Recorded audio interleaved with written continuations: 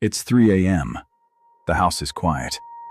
Everyone is asleep, and your brain has chosen this exact moment to remind you of every embarrassing thing you've ever done, every conversation you should have handled differently, and every problem you haven't solved yet. You're not anxious. You're not broken. You're prehistoric. The cortisol clock, approximately 0:45. Here's something most people don't know. Cortisol, the stress hormone, follows a daily rhythm. It peaks in the morning to wake you up and drops through the evening. But around 3 to 4 a.m., something strange happens. Cortisol begins rising again, preparing your body to wake up. The problem? Your brain is still half asleep, but your stress system is already switching on. That's why thoughts at 3 a.m. feel heavier than thoughts at 3 p.m. The chemistry is different. Your brain's emotional regulation, handled by the prefrontal cortex, is still offline. But your amygdala, the threat detector, is already stirring. You're running on fear without the logic to balance it. The Zeigarnik Effect, approximately 1:45. Our ancestors had good reason to fear the night. Darkness meant predators. It meant vulnerability. It meant the tribe couldn't see threats coming. For 300,000 years, nighttime was genuinely dangerous, and the brain that survived was the one that stayed alert. That ancient wiring is still in you. When the lights go off and the stimulation of the day disappears, your brain doesn't power down. It switches into scanning mode, searching for threats, replaying unresolved situations, flagging anything that feels unfinished. Your 3 a.m. spiral isn't random. It's your brain doing its oldest job, keeping you alive through the night. 3. The unfinished business loop, approximately 2:45. Psychologists call it the Zeigarnik Effect. Your brain has a built-in drive to complete unfinished things. Incomplete tasks, unresolved conversations, unanswered questions. They stay active in your working memory, demanding attention until they're closed.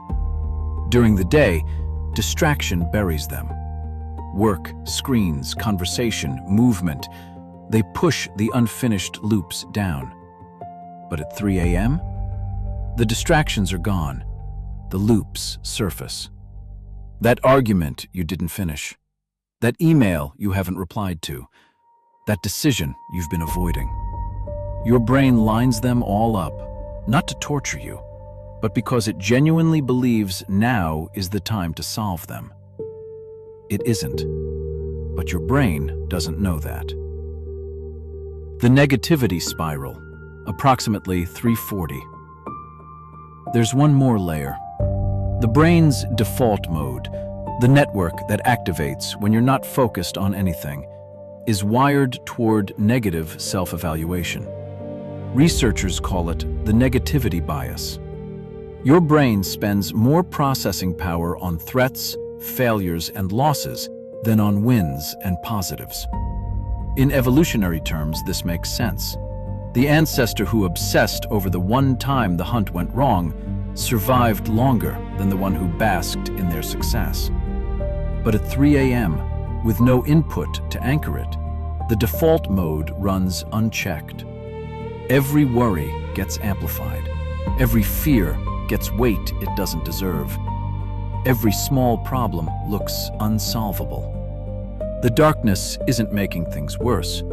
It's just removing everything that was making them feel manageable.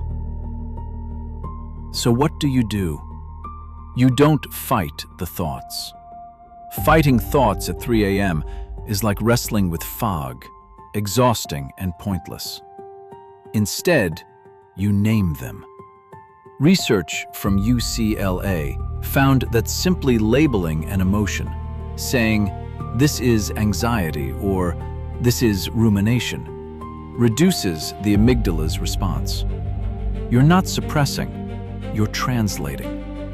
You're moving the experience from the emotional brain to the language brain, and that shift alone creates distance. Then you give the thought a time. Tell your brain, "I hear you. We'll deal with this at 9 a.m. Write it down if you need to. The Zeigarnik loop closes when the brain believes the task is registered, not when it's solved. You're not ignoring the problem.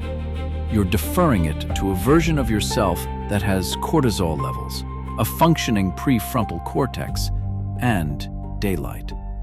That version of you is far better equipped to handle it. Your 3 a.m. mind is not your enemy.